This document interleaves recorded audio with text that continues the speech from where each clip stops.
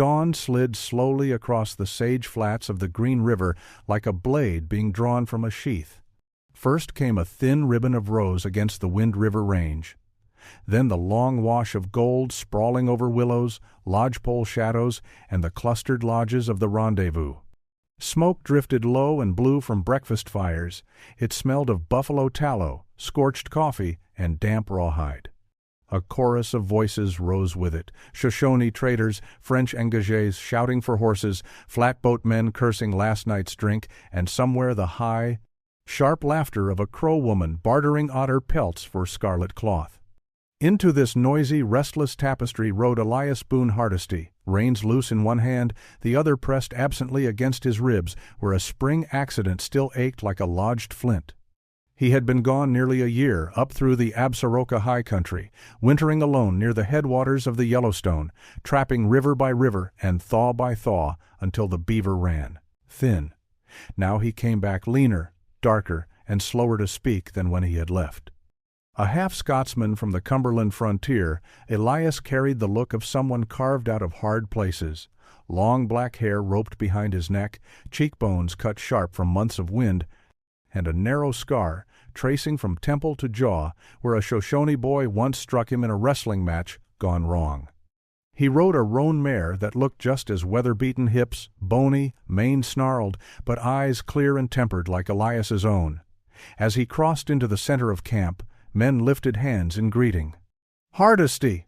called a tall Frenchman with a braid of fox hair tied to his hatband. "Thought a Grizz had it, you." "Nearly did," Elias said, swinging down stiffly. But he changed his mind. The Frenchman barked a laugh and vanished toward a dice game under a cottonwood.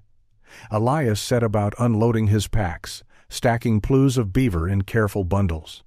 He had not even finished tying off the last cord when he heard the commotion, hooves stumbling, men shouting, the unmistakable rasp of someone dying. A small knot of trappers surged near the edge of camp where the dust hung thick. Elias stepped toward it. Through the shifting crowd, he saw a muleteer from Taos, slumped sideways over a blown mule. The man's serape was torn, his leg dragging uselessly. Dark blood soaked the wool at his hip. His face, brown, gaunt, sun-cracked, looked as though it had been carved from adobe. He tried to speak, coughed, and slid to the ground. "Give him room," Elias said, pushing past two drunken trappers who were arguing whether the man carried silver or whiskey. The muleteer's breath rattled like a broken flute. He clutched something close to his chest, a small rawhide bundle tied with a thong of braided horsehair. "Agua," the man whispered, lips cracked. Elias held a tin cup to his mouth. The muleteer drank a thin trickle, then caught Elias's shirt with surprising strength. "Para, tea? No otros." His hand shoved the bundle into Elias's grip. A wiry Delaware trapper snorted. "He's delirious. Bet it's just dried jerky or bad tobacco." But the muleteer's eyes were fixed, fierce, full of something that burned even through the haze of dying. "Conquistadores, oro," he gasped. "La mina perdida, cuidado, sombras." His hand twitched once, then went still. The camp grew quiet around him. Someone muttered a prayer. Someone else asked if the mule was worth keeping. Elias knelt for a long moment, head bowed, before cutting a shallow grave with his belt knife and a flat stone. When he was done, he carried the rawhide bundle back to his campfire and sat cross-legged beside it. The thong came undone easily, as though the muleteer had tied it weakly on purpose. Inside lay a piece of deerskin, stiff with age and darkened around the edges as though scorched by time itself. Ink, browned nearly to amber, traced a set of lines that made Elias's chest tighten. A river system, drawn in the old Spanish manner, angles clean, distances marked by sunburst symbols. 3 buttes, stacked like cairns, and there, faint as smoke, a street. James crossed beside the mark of a pick and shovel. Elias brushed a thumb over the surface. The texture was unmistakable. This was 16th century Spanish work, the style used in entradas trailing north from New Spain, the kind mentioned in Devoto's accounts of lost routes and in Dale Morgan's descriptions of early scouting maps. He exhaled slowly. A shadow fell across him. "Hardesty, don't tell me you're falling for that hogwash." It was McGinnis, an old trapper with a beard like a snowed-in pine. He spat tobacco juice into the fire. Every year some fool muleteer shows up with Spanish treasure. Last summer a boy from Taos tried selling me a map drawn on elk hide, led straight into the bowel of the Tetons. Damn near cracked my skull trying to find it. Others drifted over. Drawn by the scent of gossip and the promise of mockery, a Frenchman leaned forward to squint at the markings. "Bah," he said. "Camp talk, myth map, same story since Oñate. Spaniards came north, dug holes, died, left ghosts, nothing more." "That's no modern hand," Elias said quietly. The trappers burst into laughter. "Hardesty believes it. Next he'll be telling us he's seen Coronado riding a buffalo." "Sell it, Elias," McGinnis said, wagging a knotted finger. "You'll fetch a bottle of Taos Lightning for it. That's about its worth." But Elias wasn't listening to their jeers. He was studying the curves of the river, how it bent east, then forked sharply north. He opened his possibles bag, pulled out a small notebook wrapped in oilcloth, and flipped through several dog-eared pages. There, a sketch from Jedediah Smith's own journal, copied by Elias when he had last wintered with a party returning from the Mojave. Smith's drawing showed a Harm Askers and Liasmithroth canyon marked with Spanish cross trees and a strange double-line icon he believed was an old surveyor's tool embedded in rock. Elias compared the two. The symbols were nearly identical. A slow heat crept into his chest, not greed, not fever, but something deeper. Curiosity, recognition. The feeling a tracker gets when the trail suddenly quickens beneath his feet. He folded the rawhide gently and slid it inside his shooting pouch. When he looked up, the others were already drifting away, shaking their heads, chuckling, telling each other that Hardesty had finally cracked from too many solitary winters. Let them think it. Elias stood, cinched his belt knife tighter, and swept his gaze toward the distant buttes. The sun was rising over the Green River, and the mountains looked sharp enough to cut. "No one believed him," a Shoshone youth murmured from where he had been watching silently. "But sometimes the old ones leave true marks." Elias nodded, shouldering his rifle. "Aye," he said, "and sometimes it takes a fool to follow them." But he did not feel foolish. He felt called. By nightfall, while the rendezvous still roared with drinking, dice, and arguments over beaver prices, Elias Boone Hardesty was already packing. No partners, no backers, no guarantees. Just the rawhide scrap, the symbols in his memory, and the quiet certainty that something older than any man alive was waiting in the stone canyons to the south. He cinched his saddle just as the sky turned violet. He was going after the map, even if he had to go alone. Elias left the rendezvous before the second moonrise, slipping south along the Green River with nothing but the roan mare, a fresh buffalo hide parfleche of dried meat, and the rawhide map pressed flat inside his shooting pouch. Behind him, the camp roared with another night of whiskey and gunfire. Ahead lay only the wind, the willows, and the long uncertainty of forgotten trails. By midday the next day, he had crossed out of the river valley and into the broken country leading toward the Wind River Range. The earth here folded like clenched fists, ridges of shale, sudden gullies, and sharp outcroppings jutting from the plain like old bones. Far off, the Wind Rivers rose pale and immense, their snowfields glinting under a blue so clean it looked hammered. Elias stopped at a ridge to study the map again. The deerskin showed 3 buttes tall, thin shapes, like knife blades set against sky. Below them ran a crooked river bending east, then curling back west. He scanned the horizon. There, barely visible through the shimmering heat, stood the 3 knives, as trappers called them, a trio of sandstone buttes. Crow elders said were once the ribs of a giant elk killed by the thunder spirit. Elias felt a flicker move beneath his ribs, not excitement, confirmation.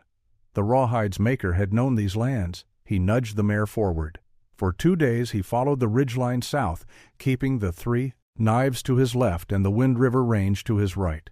Nights were cold enough to crust his blanket with frost. Mornings broke with the crackle of grass and the hollow boom of ravens calling through the canyon. Once, just at dawn, he saw a bull elk with antlers so wide they glowed like caught sunlight. The animal lifted its head, sniffed the air, then vanished into timber. On the third morning, Elias found the first sign. A cottonwood stood near a shallow creek bend. Its trunk was thick and twisted by age, yet one face of the bark had been shaved flat decades earlier. The pale wood carved with a symbol, a vertical line cut by 3 horizontal bars. Spanish.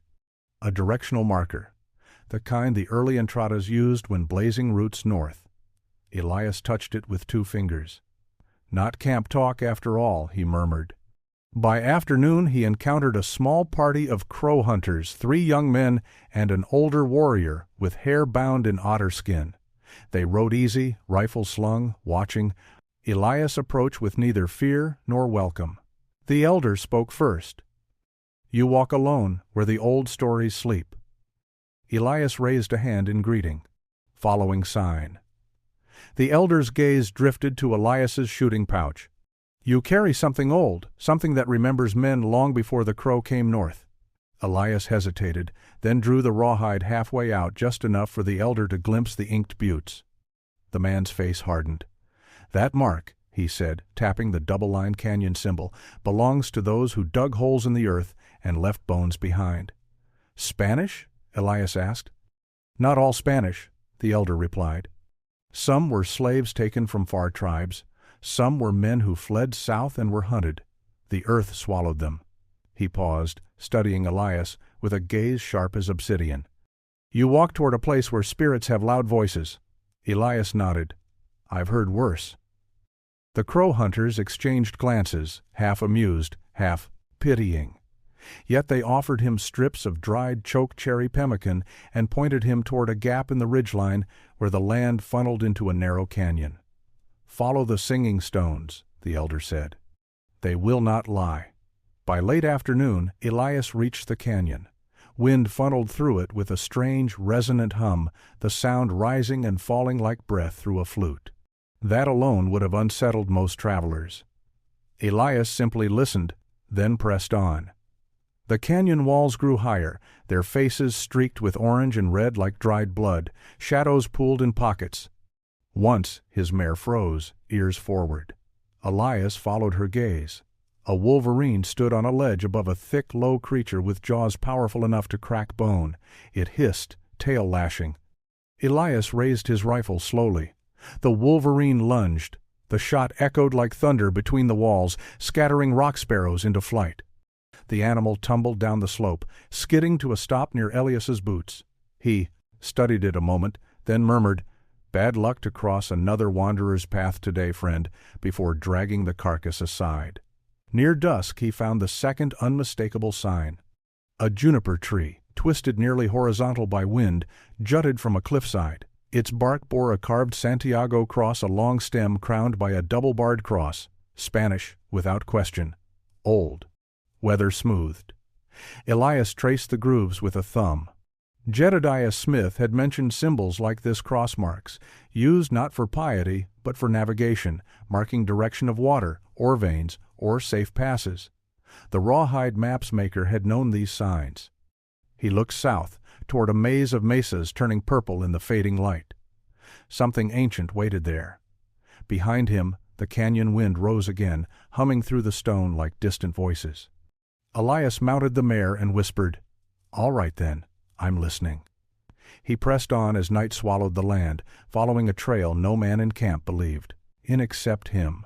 The next 2 days dragged Elias deeper into the Wind River backcountry, into a land where only 2 things ruled: silence and tracks. Elk tracks, wolf tracks, the faint twin dents of an old travois pole, but most of all, grizzly tracks. Big ones, fresh ones. Some so wide Elias could have laid his whole palm inside and still seen dust around the edges. Late on the second afternoon, he found a kill. A buffalo cow, torn open from rib to hip.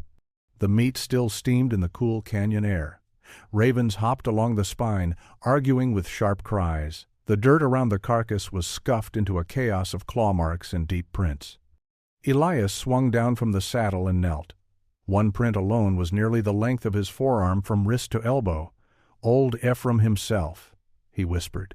Most trappers gave grizzlies a wide berth. Some hunted them only in pairs. A few reckless, drunk, or simply unlucky tried stalking one alone and never returned, but Elias had spent a winter in the Absarokas learning from a dying old Blackfeet hunter, a man with scars so deep they looked like charred rope embedded in his skin. That man had taught him a trick so strange other mountain men called it lunacy. Elias had used it twice that winter. Both times it worked. He unslung a small parfleche sack from his saddle. Inside rattled a collection of dried bone slivers from elk and mule deer, thin, hollow, and sharp as broken glass. When shaken, they clicked together with a high, dry chatter. The Blackfeet called it the cub break sound, the noise a grizzly makes when tearing open a carcass or crushing marrow from bone. To a big boar, the sound meant one thing: another bear eating his kill. Territorial rage, a predictable one. Elias retreated downwind behind a sandstone fin, buried his scent with a handful of crushed sage, and waited for the wind to settle. When the shadows stretched long and purple across the canyon floor, he crouched low, rifle-braced. Then he began to shake the bone-filled parfleche. The sound was eerie, unnatural, like a deer carcass snapped apart by invisible hands. Ravens took flight, squawking indignantly. Elias's heart thudded slow but heavy, each beat a reminder that one mistake meant the end. Minutes passed. Then the air changed. A grizzly's presence always announced itself. First the sudden absence of small noises, no bird chatter, no mouse rustle. Then the low, vibrating grunt carried on the wind. Something felt more in the ribs than heard. Elias froze. From the mouth of the willows, a shape emerged, hulking, deliberate. A massive boar, shoulders as high as Elias's chest, fur a mottled mix of cinnamon and gray, muzzle scarred from old fights. His nostrils flared, catching scent and sound. When Elias shook the parfleche again, the bear's ears twitched. He huffed once, then charged. Not a hesitant lunge, not a bluff. A full, furious ground-eating rush, straight toward the sound that dared steal his kill. Elias didn't breathe. He waited for the moment the Blackfeet hunter had drilled into him, the moment when the bear turned ever so slightly, presenting its broad flank as it angled toward where it expected its rival to be. 6 paces. 4. 2. Elias rose from behind the sandstone fin, rifle already sighted. The bear skidded in confusion, suddenly seeing the man where it expected another grizzly. That half-second of hesitation was all Elias needed. He fired. The ball struck the bear behind the shoulder, tearing through heart and lung. The beast roared, staggering sideways, claws shredding dirt. For a horrible instant, it seemed the bear might recover enough to lunge. It collapsed instead, sliding to a heavy stop with a sound like a sack of wet grain hitting the earth. Elias exhaled through clenched teeth. He approached slowly, knife drawn, watching the rise and fall of the grizzly's massive chest. When the final shudder came, quick and small, Elias knelt beside the creature and placed a palm against its cooling flank.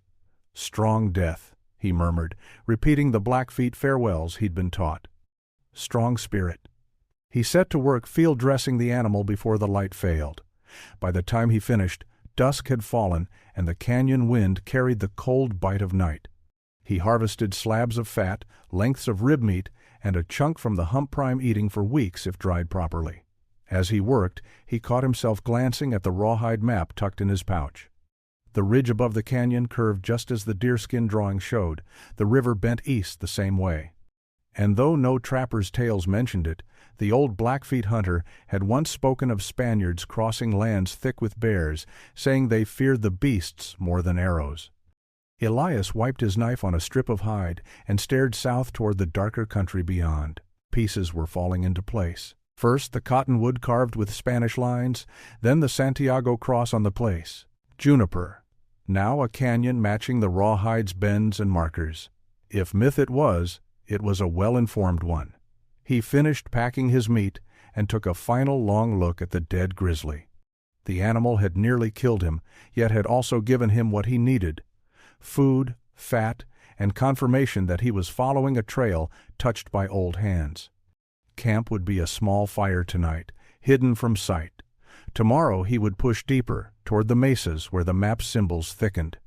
Elias stood, slung his rifle, and whispered into the dark, "All right, old Spaniard, I'm still coming."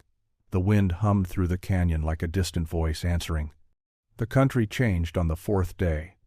The river he'd been following narrowed, then vanished into a field of broken stone where the wind scraped across the land like a wetted file. The air tasted of dust and old storms. The mare moved carefully, hooves slipping on angled slabs of shale. Above them, the sky stretched wide and pitiless, the kind that made a man feel the weight of 1,000 years pressing down through sunlight. Elias paused at a rise and unfolded the rawhide map again.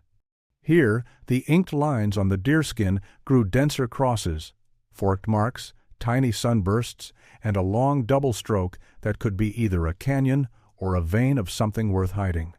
The Spanish were notorious for cryptic mapping. Their entradas into the northern frontiers never trusted open words, only symbols, shadows, and the hand-drawn grammar of men who expected their secrets to outlive them. He compared the map to the land. To the southwest lay a basin hemmed by sandstone mesas, their sides painted red and ochre as if dipped in blood. To the east rose a line of basalt cliffs like black teeth. And just ahead, scattered across the ridge, Elias spotted the first undeniable proof that he was walking in the footsteps of men whose names had long turned to dust, a rusted chain link half buried in shale. He dismounted and knelt. The iron was pitted from centuries of weather, blackened and brittle, not the sort of link used by trappers or Indians, too heavy, too broad. It matched the description in Bernard Devoto's essays, links the Spanish forged for horse hobbles and for binding the wrists of slaves taken from distant tribes. Nearby, caught between two rocks, lay a horseshoe nail, longer and flatter than the nails used by American smiths. Elias picked it up, weighed it in his palm, and felt the years in its coldness. Then he saw it, a fragment of helmet metal curved thin, streaked with green patina. The edge showed the same distinctive flare described in Morgan's writings on early Spanish cavalry gear.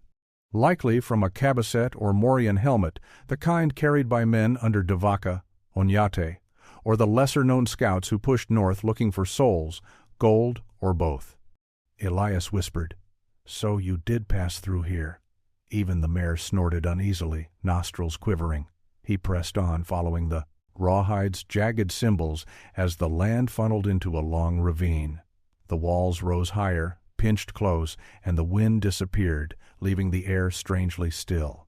His own breathing sounded louder than it should have. A sense of crossing a threshold crept into him, not fear, exactly, but awareness. The way a hunter feels when he realizes he is no longer the one doing the stalking. Midway through the ravine, he found the sign he'd been hoping for.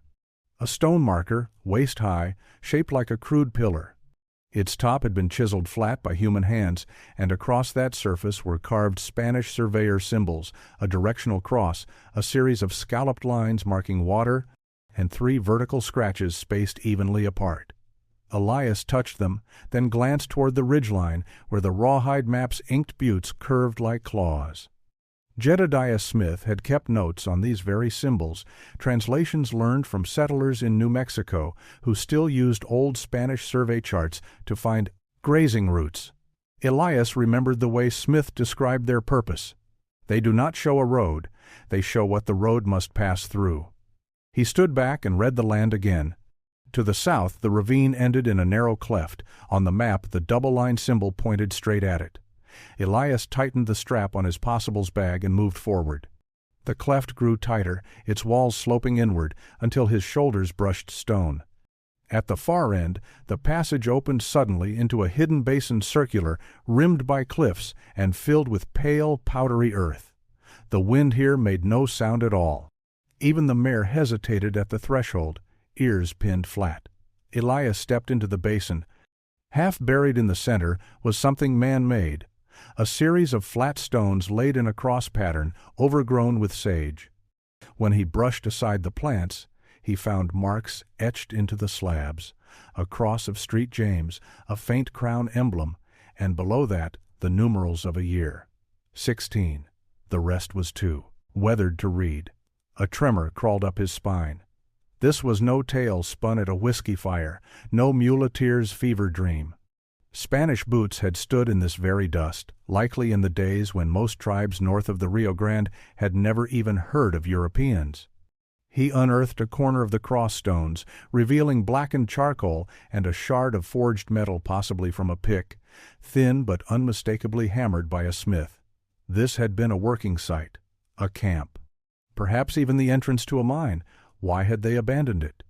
Elias scanned the canyon walls and felt for the first time a prickling sense of the answer. Too far from supply lines, too exposed to raiding tribes, too many dangers for too little reward. Dreams of bullion had likely died here, buried under fear, starvation, or the relentless pressure of the land itself. He folded the rawhide map again and looked to the south where the cliffs rose in layered shelves of red stone. The deerskin symbols grew thickest there. Whatever. The Spaniards had been searching for ore, gold, water, escape. They had gone deeper. Elias cinched his rifle, checked the load, and started toward the southern cliffs. The basin behind him lay silent, holding its ghosts. Ahead, the stone canyon narrowed once more, turning darker, more secretive. He felt watched. He kept going anyway. Because the trail of the conquistadors was warming under his boots, and the rawhide map had not led him wrong yet. The first sound he heard in the new country was not wind, or water, or beast. It was stone. At first it came faint, like a low humming tucked inside the bones of the earth. Then, as Elias rode farther south, the hum thickened into a kind of singing long, wavering notes that rose and fell with each gust. He followed it over a series of broken ridges until the land suddenly dropped away beneath him. Before him lay a canyon unlike any he had seen. Its walls were high and close, carved into rippled flutes by centuries of wind. Narrow, chimneys and side cracks ran up the stone, and through those cracks the air slipped and whistled. When the gusts hit just right, the entire canyon seemed to sing a hollow, human-like wail that rose from one end and chased itself along the rock until it died away in a sigh. Elias sat a long moment on the ridge, listening. This must be what the crow meant, he murmured. The singing stones. He checked the rawhide map. The ink lines converged here, crowding around a hooked symbol that looked like a bent fork. Below it, the old Spanish hand had scratched a small sunburst over 3 cross-hatched bars marks Jedediah Smith believed meant workings or diggings. If there had ever been a mine, this canyon was its front door. Elias led the mare down a steep game trail that zigzagged into the canyon's throat. Gravel slid under her hooves, pebbles rattled off the walls and vanished below. By the time they reached the bottom, the sun stood high overhead, but only a thin blade of light reached the canyon floor. It was cooler here. The air held the damp mineral smell of old water, though no stream ran. Every step sent echoes jumping ahead and behind. Elias soon understood why stories might call such a place haunted. Any man would feel watched, stalked by his own footsteps. He walked a while, studying the walls. On one stretch of face he found a set of drilled holes, evenly spaced, unnaturally round, not the work of frost or roots. The Spaniards had likely used them to set wooden pegs for scaffolding or to wedge in blasting charges of black powder. Farther along, where the canyon widened slightly, he saw stains on the rock, black and rust-red, streaking down from a ledge. Curious, he climbed, fingers and toes seeking purchase. What he found above made his pulse quicken. A smelting pit, half collapsed, carved into the shelf. The bowl of it was lined with cracked stone blackened by old fires. Around it lay piles of slag, glassy, bubbled chunks where ore had been melted and the waste thrown aside. Mixed among them were charcoal fragments and a few warped, broken iron tools. Elias crouched, picked up a piece of slag, and turned it in his fingers. Veins of color ran through it, dull gray, streaks of red, hints of yellow where the sunlight caught, gold perhaps once bound in the rock and bled out bit by bit. Not enough to feed an empire, maybe, but enough to make desperate men dig until the earth swallowed them. He found a shattered hammerhead near the pit. Its eye stretched where the handle had once wedged in tight. On its side, just barely visible under rust, was a tiny stamp, a cross over a crescent. Spanish. He let out a long, slow breath. They truly worked it, he said softly. Not just a trial scratching. As he descended back to the canyon floor, the wind shifted and the walls began their hollow singing again. This time, the sound seemed to carry words he almost understood, syllables that might have been Spanish curses or prayers, or merely the tricks of air and imagination. Elias shook his head. "You're hearin' ghosts in your own skull now." Late that afternoon, as the canyon widened again into a basin-like flare, he saw movement ahead. 3 riders. They came from the south, silhouettes cut against the light, horses lean and hard used. Their hats and sarapes marked them at once. Comancheros traders who moved between Mexican settlements and the Comanche, dealing in horses, guns, whiskey, and anything else that paid. Elias halted. The mare blew softly. The riders slowed as they drew near, hands nowhere near their pistols, yet not far either. The lead man had silver rings on every finger, and a scar that pulled his mouth to one side like a permanent sneer. "Buenas tardes," he called. "You are far from the American trail, amigo." "Same could be said of you," Elias answered. The Comanchero's gaze flicked over Elias's rifle, the mare, the worn but well-kept gear. A seasoned eye, measuring risk and reward. "We come for horses," the man said. "There is a Comanche camp not far. They say a fool from the north walks into the canyon of Voces." He gestured to the walls. "The canyon that sings. They say it eats men." "Canyon hasn't tried me yet," Elias replied. One of the other riders laughed a short, nervous bark. The leader did not. "You carry something," he said. "The old ones feel it. Map, perhaps. Or charm." His eyes narrowed. "There were Spaniards here once. Long ago. They came with soldiers, slaves, priests. They left bones. Some Comancheros have gone in to look for what they left." He nodded toward the darker throat of the canyon. "They did not come back. Maybe they lost their nerve," Elias said, "or the way. Or their souls," the man countered. "There are luces, little lights seen at night, dancing above the ground. My grandfather says they are the miners' spirits, searching for the road home. He says, any man who follows those lights dies." The canyon wind rose, sending a long moan along the stone. For a moment nobody spoke. Finally Elias shrugged. "I've followed worse." The Comanchero studied him a moment longer, then spat into the dust. "You are either brave or empty in the head, Norteño." He leaned closer in his saddle. "If you go forward and live, remember this. Whatever you find in that canyon belongs to the dead. Take only what you must to leave." "I'm not here for their gold," Elias said. "I'm here for their trail." The man tilted his head, as if that was a kind of answer he had not expected. Then he wheeled his horse. "Vamonos," he said to his men. As they rode past, he called back over his shoulder, "May the stones sing you the way out, not the way under, mountain man." When their dust had settled and the echoes of hooves faded, Elias stood alone again under the canyon's arching walls. He tightened his cinch, patted the mare's neck, and turned her toward the narrow shadowed cut where the map's symbols knotted dense as briar. Evening light slid along the rock, turning it the color of dying coals. The wind began another slow, wavering song, climbing and falling around him. It sounded, he thought, oddly like a warning. He rode into it anyway. Because ahead somewhere, behind the singing stone and the scars of old fire, the truth of the lost Spanish mines waited.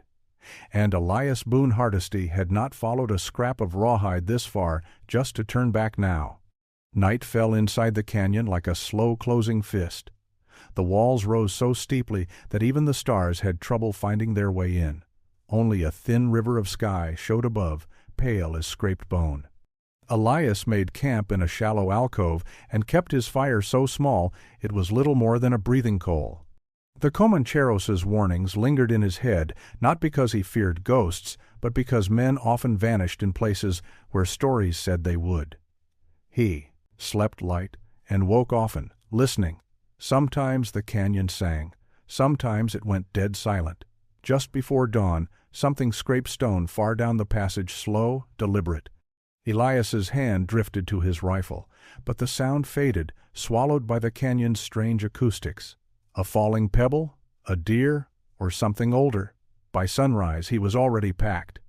He followed the canyon south until it narrowed again, the walls pressing close enough to touch both sides with outstretched arms. The rawhide map showed a fork symbol at this point, and he found the fork easily. A split in the rock so dark it looked like a wound. He took the left path. Here the canyon carried a smell he had not noticed before, a deep mineral tang, like wet iron and scorched earth. He recognized it instantly. Ora country. The ground underfoot changed too, from packed dust to sharp, glittering fragments. Mica, quartz, pieces of ironstone. Each crunch under his boots sent echoes fluttering up the walls. Half a mile in, he found the traces of a collapsed tunnel entrance.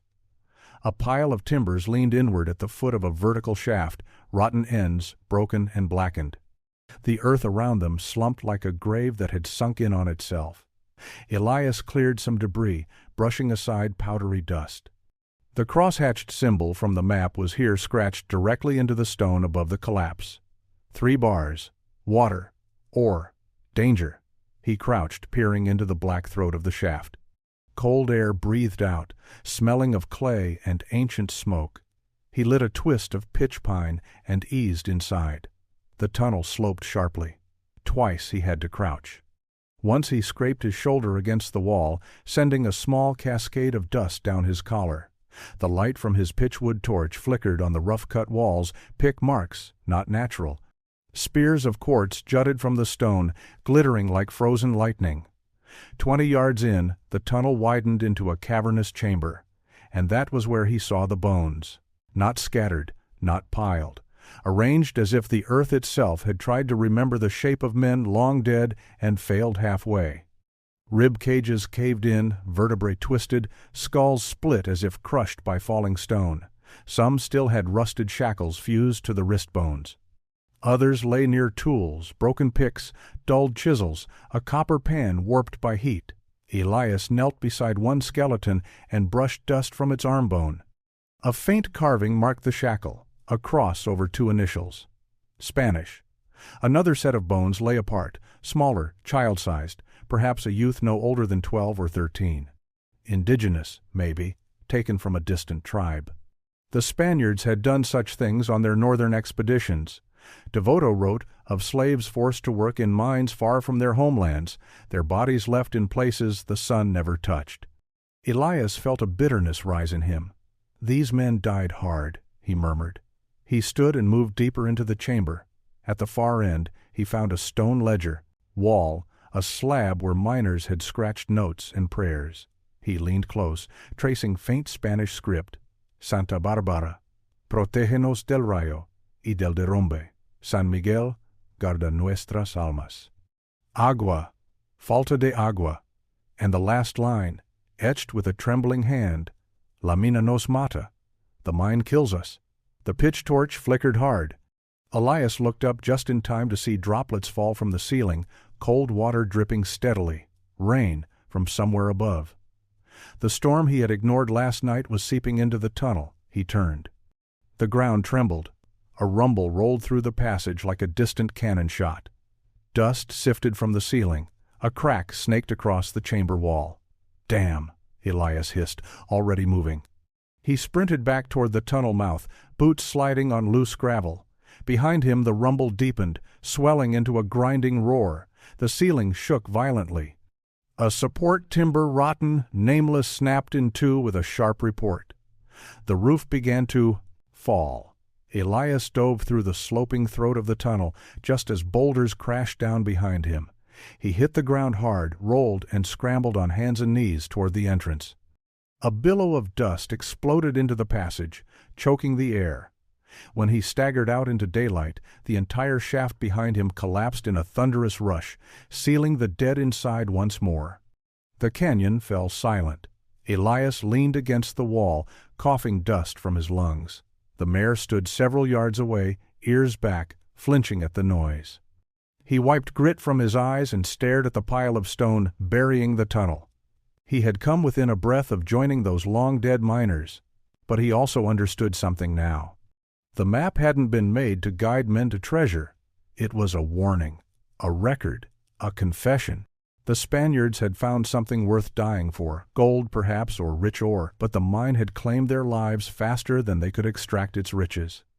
They tried to seal it, tried to mark it for the few who might come after, and Elias had nearly misread it.